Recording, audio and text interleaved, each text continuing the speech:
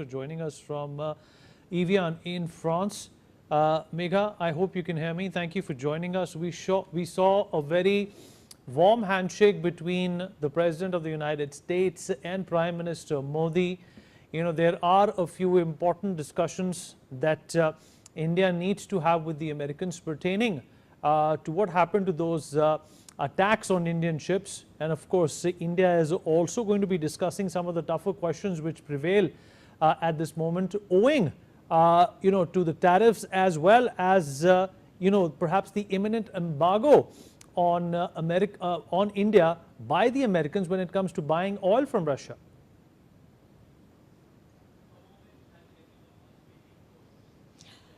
That is going to be a very significant meeting, the bilateral that is going to take place tomorrow between Prime Minister Narendra Modi and President Donald Trump on the final day of the G7 summit.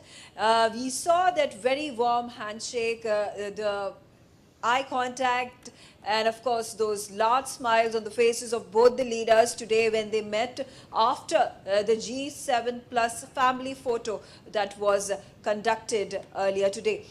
They are participating, both the leaders, in the working session called the Forging New Partnerships and Rebuilding International Solidarity, and both the leaders in fact are incidentally sitting next to each other. You spoke about the issue of the 3 Indian sailors that were killed in a US Navy attack in the Strait of Hormuz. I think, I don't think that is going to be detrimental to the relationship that India shares with the United States of America, although there are conflicting views coming in from both sides. Of course, India had expected an apology for that attack and condolences to the families of the 3 sailors that lost their lives in that US naval attack. America at one point of time justifying itself as saying that this was a violation of the blockade that had been put in force by the Americans. It was a shadow ship that was trying to sail through the Strait of Hormuz carrying Iranian oil, and therefore the United States was completely right, and justified to go ahead and attack those ships. So I mean, since then, of course, there was a démarche that was issued. The charge d'affaires of United States of America to India was summoned twice over, and External Affairs Minister S. Jaishankar also spoke to Sergio Gore, the U.S. State Secretary. But I don't think there's anything that is going to be done in terms of any follow-up conversation by the Prime Minister with President Trump. At the same time, the free trade agreement is something, the bilateral trade agreement is something that both leaders are going to be focusing on single-handedly with regards to the last time both leaders came into the picture when they spoke 16 months ago. That a bilateral trade agreement needs to be concluded between India. That's where the idea got proposed. It's been 60 months. It has been languishing, although there have been hectic conversations in the last few weeks and months that have happened, which may indicate to a finality when it comes to concluding this particular deal. So, and of course, America has, interests when it comes to, Indian investments pouring into America.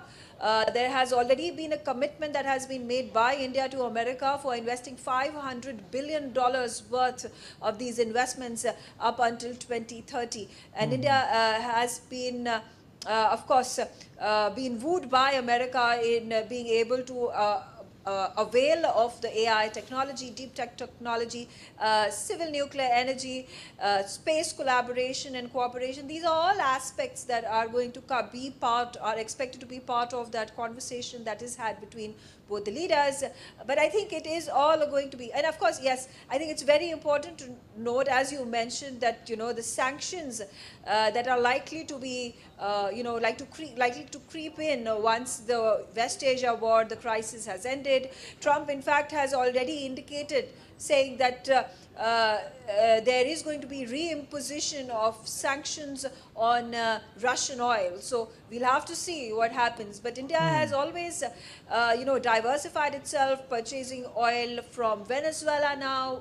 More percentage of it is now coming over to India month by month. So I think those are the tactics that India is going to utilize in case there is a sanction that is reimposed on countries Okay. that are buying Russian oil. Well, Megha, one last question before we let you go. This is India's 13th participation, the 7th consecutive one for the Prime Minister at the G7. We are obviously hoping that there's going to be a permanent role that India gets to play when it comes to the G7. It should be a G8. How is that conversation looking from the ground?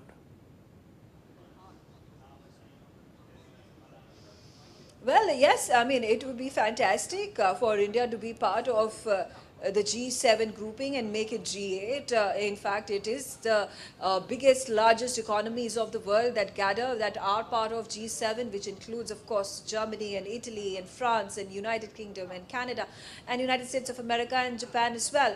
At this point of time, there has not been any statement that has been released by any of these heads of governments, whether it is France or any other G7 country thus far. If there are back channel conversations that are happening, or track to dialogue that is happening to consider India as an important and significant member of the G7, is something that we'll have to wait and watch with regards to any public announcements being made to that effect.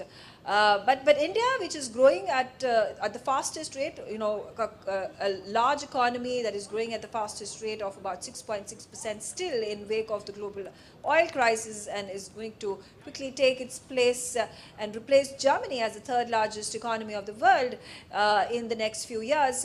I think it is